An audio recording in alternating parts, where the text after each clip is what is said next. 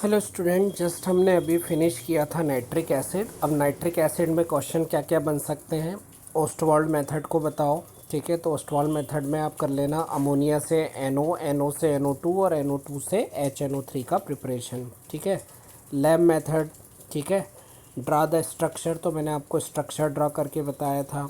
ठीक, फिर इसके बाद में metal like chromium and sodium, तो हिंट क्या दिया है, एक पैसिव फिल्म बना लेते हैं जिसकी वजह से ये रिएक्शन नहीं करते हैं। ठीक है, तो ये फिर ये जिंक और कॉपर के साथ में रिएक्शन, इंपॉर्टेंट क्वेश्चन है, इनको आप प्रिपेयर कर लेना। आयोडीन कार्बन की नाइट्रिक एसिड के साथ में, तो आयोडीन HiO3 बना लेगा, सल्फ़र H2SO4 का फॉर्मेशन हो जाएगा। ठीक है, तो ये सारे क्वेश्चन बन सकते हैं। एक क्वेश्चन चेक करना, क्वेश्चन नंबर 10। ठीक है, सॉरी क्वेश्चन नंबर 10 नहीं, क्वेश्चन नंबर 11। ठीक है, अब क्वेश्चन नंबर 11 क्या है, अच्छा 10 में क्या है, ये ब्राउन रिंग टेस्ट है, तो ये तो मैं अभी आपको पढ़ाऊँगा। ठीक है, जब हम कॉम्प्लेक्सेस पढ़ेंगे। अभी 11th नंबर का क्वेश्चन देखना। Question is nitric acid become brown when release into air. तो इसका क्या आंसर है कि नाइट्रिक एसिड किस में कन्वर्ट हो जाता है, NO2 में। ठीक है, और ये NO2 गैस किस कलर की होती है, ब्राउन कलर की। इस वजह से ये हमको ब्राउन कलर की फ्यूम्स बॉटल के ऊपर मिलती है। ठीक है, तो ये इम्पॉर्टेंट चीज़ है, NO2 कलरफुल गैस होती है और इसकी वजह से हमको ये कलरफुल दिखता है। ठीक है, तो नाइट्रिक एसिड वाला पोर्शन अपना कंप्लीटेड है। बहुत छोटे छोटे, हाँ रिएक्शन वाला पार्ट इम्पॉर्टेंट है, रिएक्शंस आपको ज़रूर लर्न करना है। इनऑर्गेनिक रिएक्शन मोस्टली आपको प्रिपेयर ही करना होती है, उसमें बहुत लॉजिक समझने का नहीं होता है, तो उसको आप थोड़ा सा प्रिपेयर करना। अच्छा, फिर इसके बाद में हम कर रहे हैं फास्फोरस की। नाइट्रोजन के बाद में अगली चीज़ क्या आ जाएगा, फास्फोरस। तो आप लोग रिकॉल करो, आपको मैंने कहा था फास्फोरस P4 स्ट्रक्चर में होता है। ठीक है, फास्फोरस एलोट्रॉपी शो करता है। दो टाइप के फास्फोरस होते हैं, एक रेड फास्फोरस और एक वाइट फास्फोरस। यहाँ पे आपको ब्लैक भी मिल रहा है, तो ब्लैक भी होता है, बट दो ज़्यादा इंपॉर्टेंट कौन से हैं, white and red phosphorus. Book में इनके बीच में डिफरेंसेस दिए हैं, वो डिफरेंसेस आप प्रिपेयर कर लेना। अच्छा, इसके बाद में ये चैप्टर एक इम्पॉर्टेंट हुआ करता था, फास्फीन, लेकिन न्यू क्यूरिकुलम में ये आपका हट गया है ना। तो एक बार आप चेक करना, फास्फीन की प्रिपरेशन हट गई है, तो अभी अपन इसको छोड़ दे रहे हैं, है ना। तो टाइम टू टाइम आप ये देख लिया करो हर सिलेबस में, सॉरी हर सब्जेक्ट में, कि जो चीज़ पढ़ रहे हैं वो डिलीट तो नहीं हुई है। ठीक है, अच्छा फिर इसके बाद में अब ये फास्फीन वाला पोर्शन पूरा अपना डिलीटेड है। ठीक है, तो इसका कोई अपने को हेडेक ही नहीं है। ठीक, अच्छा फिर इसके बाद में है फास्फोरस पेंटाक्लोराइड वगैरह। ठीक, तो फास्फोरस पेंटाक्लोराइड में PCl5 है। इसमें दो क्वेश्चन बहुत इंपॉर्टेंट होते हैं, है ना, और दोनों क्वेश्चन यहाँ पर दिए हुए हैं आपको।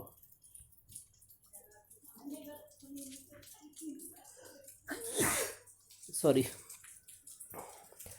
क्वेश्चन क्या मिलेगा, जैसे यहाँ पे क्वेश्चन तो आपको दिख नहीं रहा है, आप यहाँ पे चेक करो। क्वेश्चन ये मिलेगा कि दीज जो ऑल 5 बॉन्ड्स हैं PCl5 में, ये इक्वल नहीं होते हैं, है ना। इसके ये जो 3 हैं ये इक्वल होते हैं, और ये जो 2 हैं ये थोड़े से डिफरेंट होते हैं, लंबे होते हैं। तो इसका आपको रीज़न दिया हुआ है कि the 3 equatorial bonds, these are equatorial bonds, है ना, are equivalent, while 2 axial bond, ये जो एक्सियल बॉन्ड है ये क्या होते हैं, लॉन्गर। तो इनके लॉन्गर होने की वजह क्या होती है, अगर आप किसी भी क्लोरीन का स्टेटस चेक करो, तो क्लोरीन के आखिरी शेल में कितने इलेक्ट्रॉन होते हैं, 7। ये फर्स्ट, बाकी के क्या हो गए, लोन पेयर हो गए। ठीक है, तो ये लोन पेयर इस क्लोरीन को भी क्या करेगा, रिपेल करेगा। तो रिपल्शन से हटने के लिए, बचने के लिए, आपकी जो क्लोरीन्स होती हैं ये थोड़ा सा अपने साइज़ को क्या कर लेती हैं, बड़ा कर लेती है। ठीक है, देखो अगर आप दूर हो गए किसी चीज़ से तो आप रिपल्शन को क्या करोगे, कम कर लोगे। ठीक है, तो इम्पॉर्टेंट चीज़ है, ये जो इक्वेटोरियल बॉन्ड है ये सेम है और एक्सियल बॉन्ड क्या है, स्ट्रॉन्ग है। ठीक है, इम्पॉर्टेंट क्वेश्चन है, आपको पीछे एक्सरसाइज में मिलेगा, इसका आंसर यहाँ पे आपका हिडन है। ठीक है, आगे की हम बात कर रहे हैं। ठीक है, आगे अब आप देखना हाँ, जो PCl5 है ये आइडियली तो क्या होता है, गैस, लेकिन सॉलिड कंडीशन में ये आयनिक होता है। ठीक है, क्यों होता है आयनिक? जो PCl5 है इसके 2 मॉलिक्यूल खुद को आयनाइज फॉर्म में ले आते हैं, एक में 4 क्लोरीन हो जाती है और एक में 6 क्लोरीन हो जाती है। ठीक है, तो इसमें 5 से एक एक्स्ट्रा क्लोरीन आई तो ये माइनस हो गया। ठीक है, और इसमें एक क्लोरीन कम हो गई नेगेटिव, तो इस पर कौन सा चार्ज आ गया, पॉजिटिव। तो इस टाइप से ये पॉजिटिव और ये नेगेटिव, और इनके बीच में कौन सा बॉन्ड बन जाता है, आयनिक बॉन्ड। तो सॉलिड स्टेट में PCl5 किस फॉर्म में हमको मिलता है, आयनिक फॉर्म में। ठीक है, तो ये 2 क्वेश्चन इंपॉर्टेंट हैं PCl5 में, इनको आप अच्छे से क्या कर लेना, रेडी कर लेना। ठीक है, बाकी का पोर्शन इतना इम्पोर्टेंट है भी नहीं। ठीक है, और उसको आप इजीली कर भी सकते हो जब आप इसकी थ्योरी को रीड करोगे। ठीक है, हाँ, ये देखो question number 5, right the structure of state of PCl5 in solid. ठीक है, और ये 4th वाला 6 वाला। ठीक है, are all the 5 bonds are equal. ठीक है, या तो क्यों नहीं है, वही मैंने आपको बताया है ना, कि रिपल्शन से बचने के लिए ये क्या हो जाते हैं, लॉन्गर हो जाते हैं। ठीक है, फिर ये 8th वाला देखिए आप, why is the solid state of PCl5 exist in ionic state, है ना। चलो, फिर इसके बाद में है एसिड्स, है ना। तो ये आपको बुक में भी स्ट्रक्चर मिलेगा, है ना, ऐसे कोई दिक्कत वाली बात है नहीं है। इसका लॉजिक मैं आपको समझा देता हूँ, है ना। Just a second.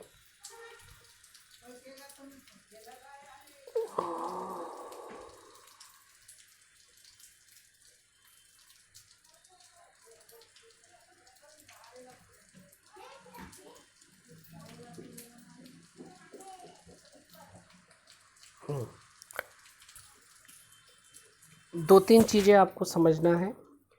पहली चीज़, फार्मूला आपको लर्न करना पड़ेगा। जैसे फार्मूला है S3PO4, इसका नाम आपको लर्न करना पड़ेगा। नाम क्या है, ऑर्थोफॉस्फोरिक एसिड। स्ट्रक्चर मैं आपको सिखा दूंगा। ठीक है, स्ट्रक्चर बनाना मैं आपको सिखा दूंगा, उसका आपको हेडेक नहीं लेना है। ठीक है, स्ट्रक्चर मैं आपको बता देता हूँ। थोड़ा सा हम इसके लॉजिक के लिए जाते हैं 11th में। कार्बोक्सिलिक एसिड को हम क्या बोलते थे, कि C double bond O single bond OH। ठीक है, और एक ये वैलेंसी फ्री। अब आप यहाँ पे समझना, ठीक है, कि कार्बन की वैलेंसी कितनी है, 4। This is 1, this is 2, this is 3 and ये 4। ठीक, अब कार्बन की जगह हमने लिया किसको है, फास्फोरस को। तो फास्फोरस की वैलेंसी कितनी है, 5। तो ये थे कार्बोक्सिलिक एसिड। अब कार्बोक्सिलिक एसिड मीन्स कार्बन के, अब हम बोल रहे हैं फास्फोरिक एसिड, मतलब किसके एसिड, फास्फोरस के।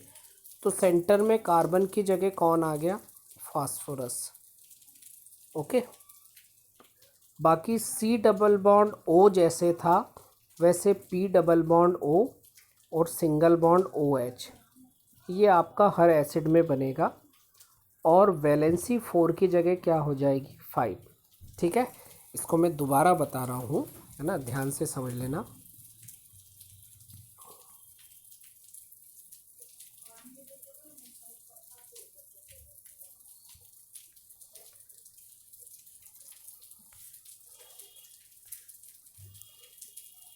देखो, मैंने आपको क्या कहा, आपको लेना है फास्फोरस, सेंटर में डबल बॉन्ड O बना देना है,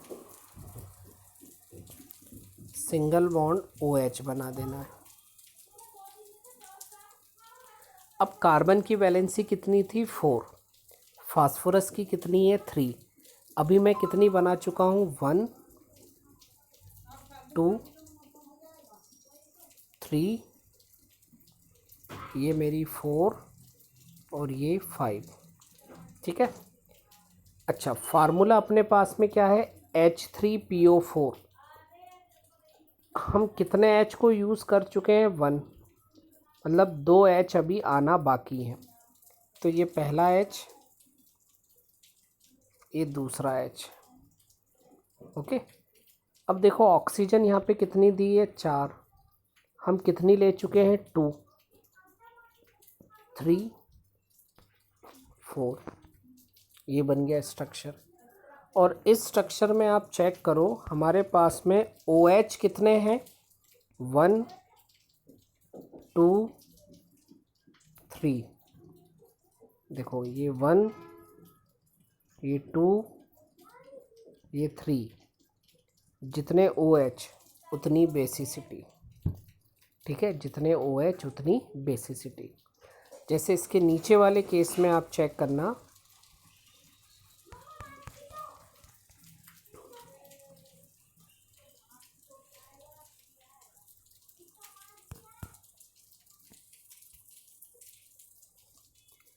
बेसिसिटी कितनी दी है 2। तो स्ट्रक्चर में देखो OH कितने हैं 2। ठीक है। तो इस तरह से आप स्ट्रक्चर को ड्रॉ कर सकते हो। मैंने क्या बताया था, P double bond O single bond OH, ये सब में बनेगा। क्योंकि यहाँ पे H3 थे तो आपने दोनों जगह, बाकी की जगह HH रखा और एक ऑक्सीजन कम हो गया तो एक जगह आपने ऑक्सीजन नहीं लगाया, तो बेसिसिटी क्या हो गई 2। तो इस टाइप से आपको एसिड्स मिल जाएंगे और इन एसिड्स के आपको स्ट्रक्चर रेडी करना है। क्वेश्चन बन सकता है किसकी क्या बेसिसिटी है, तो ये टेबल बुक में भी दी है ना, इसको आप अच्छे से रेडी करना। ठीक है, तो ये हो जाएगा। देखो इस टाइप के क्वेश्चन बनते हैं, है ना। अच्छा, अब मोनोप्रोटिक मतलब एक OH निकलेगा, डाइप्रोटिक मतलब 2 OH निकलेंगे, ट्राइप्रोटिक मतलब 3H निकलेंगे। यहाँ पे आपसे बेसिसिटी पूछी हुई है तो स्ट्रक्चर देख के आप बेसिसिटी बना सकते हो। तो बेसिकली इस टाइप के क्वेश्चंस बनते हैं। ये सारा कुछ अपना P ब्लॉक में था, P ब्लॉक के ग्रुप 15 में। तो यहाँ तक का पोर्शन आप एक बार बुक से रिवाइज़ करो, बुक में हर इन्फॉर्मेशन को अच्छे से आप कंप्लीट करो। इम्पॉर्टेंट है, छोटी छोटी इन्फॉर्मेशंस पे क्वेश्चन निकलते हैं।